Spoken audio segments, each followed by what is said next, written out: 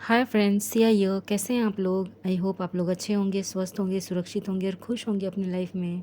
So welcome back to the world of healing light workers Siya 1111। तो मैं एक new reading के साथ फिर से हाजिर हो गई हूँ।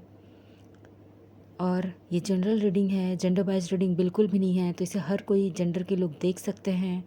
प्लस इसे एज अ गाइडेंस के तौर पर लीजिए, एज अ गाइडेंस के तौर पर इसको देखिए और हील होइए और अपने लाइफ में आगे बढ़िए। जो रेजोनेट करे उसे रखिए, जो रेजोनेट ना करे वो दूसरों के लिए छोड़ दीजिए। और इस रीडिंग के बेसिस पे कोई भी डिसीज़न कभी मत लीजिएगा, क्योंकि ये जनरल रीडिंग होती है। सो उस हिसाब से आप अपने को देखिएगा। सो चलो चलते हैं रीडिंग की ओर। सो आज का रीडिंग है, you have messages from your partner. वो आपको मैसेजेस आपके लिए वो उन्होंने मैसेजेस भेजा है। तो कुछ कार्ड्स है, उस कार्ड्स के ज़रिए मैं आपको बताऊंगी। तो उन्होंने कहा है आई लव यू। तो चलिए कार्ड्स देखते हैं कि कार्ड्स में क्या आए हैं।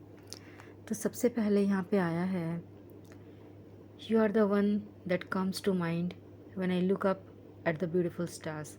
और जब भी स्टार्स को देखते हैं तो सबसे पहले उनके दिमाग में आप ही आते हो, हमेशा आप ही छाए रहते हो। उनके बोलने का मतलब ये है कि सुबह से लेकर रात तक वो जितने भी बिज़ी क्यों ना हो, लेकिन इन द एंड जब रात होती है तब आपका ही याद आता है। मतलब सबसे पहले और सबसे आखिरी में आप ही उनके माइंड में रहते हो। You are not afraid to be silly with me. आप बिल्कुल भी नहीं डरते, कोई मतलब कुछ भी बोल देते हो, कुछ भी ऐसा मजाक कर देते हो, कुछ भी ऐसा बिना डरे, बिना झिझक, बिना कोई हेजिटेशन किए। तो उनको वो काफ़ी अच्छा लगता है। उनको ऐसा लगता है कि आप उनको पैम्पर कर रहे हो, चाहे जैसे भी करो, चाहे जोक के थ्रू करो या फिर कुछ भी करो, लेकिन उनको पैम्पर लगता है। You are my other half. तो उन्होंने आपको अपना अदर हाफ मान लिया है, अपना सोलमेट मानते हैं, आपको फ्रेंड्स मानते हैं। मतलब आप में वो सब कुछ देखते हैं, एक फ्रेंड, एक लवर, एक वाइफ, एक अदर हाफ, एक सोलमेट।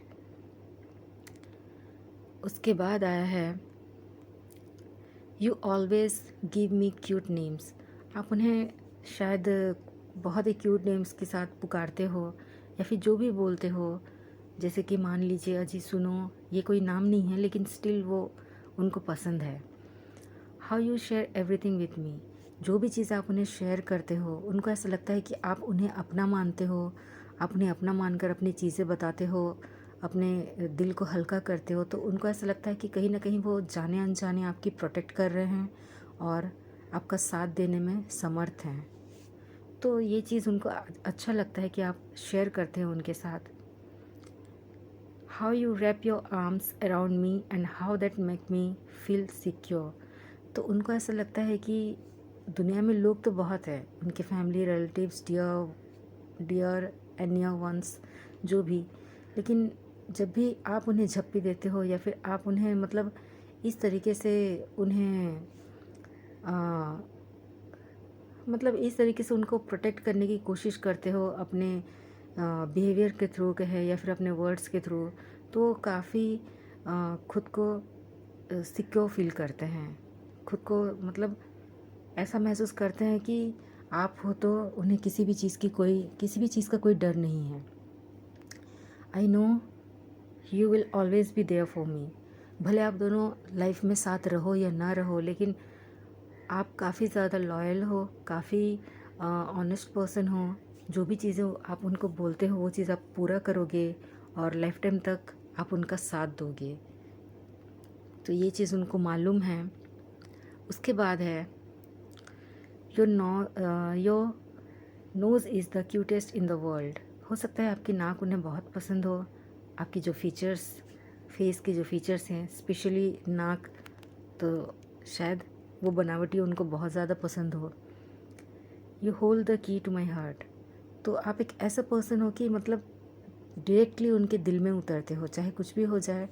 आप कुछ भी बोल दो, जितनी भी लड़ाइयाँ हो जाए, जितने भी झगड़े हो जाएं, जितने भी नोकझोंक हो जाएं, तो आप ही एक ऐसा पर्सन हो जो उनके दिल में उतर सकते हो। अदरवाइज़ आपको छोड़कर किसी और के लिए उनके दिल में किसी के लिए प्लेस नहीं है। The way you love me, तो जिस तरीके से आप उनकी केयर करते हो, पैम्पर करते हो, लव करते हो, प्यार करते हो, उनकी देखभाल करते हो, उनका इंतज़ार करते हो, उनको मतलब उनके लिए सब कुछ करते हो, ख़ासकर छोटी छोटी चीज़ें, तो उस चीज़ को लेकर वो काफ़ी ज़्यादा खुद को लकी मानते हैं, काफ़ी ज़्यादा एडमायर करते हैं आपको, और काफ़ी ज़्यादा पसंद करते हैं आपके नेचर को, आपकी सीरत को। The sparkle in your eyes makes my day. तो जो उनकी मतलब जो आपकी आँखों की चमक है, वो चीज़ उनका दिल चुरा लेती है, उनका दिन बन जाता है। मान लीजिए सुबह से लेकर रात तक कुछ ऐसा हुआ, मतलब वो अपने लाइफ में बिज़ी रहते हैं दिन भर, तो किसी का डांट सुने, उनके बॉस हो सकते हैं, या फिर किसी से झड़प हो गई रास्ते में, या फिर कुछ भी, या फिर उनका दिन सही नहीं गया, और या फिर ये कहें कि कुछ ज़्यादा ही लो हो गए हैं, तो एक आप ही हो जो कि उनको मतलब फिर से एनर्जी रीगेन करने में उनकी मदद करते हो, उनको फिर से उठ खड़ा होने में उनकी मदद करते हो। मतलब अगर वो लो फील कर रहे हैं तो आप उन्हें हील करते हो, आप उन्हें फिर से मोटिवेट करते हो अपने वर्ड्स से, अपने जेस्चर से, अपने मतलब अपनी तरफ से होप देते हो उन्हें, तो वो चीज़ उनको बहुत अच्छा लगता है। नेक्स्ट है, if I die tomorrow I would know I found my soulmate in this life.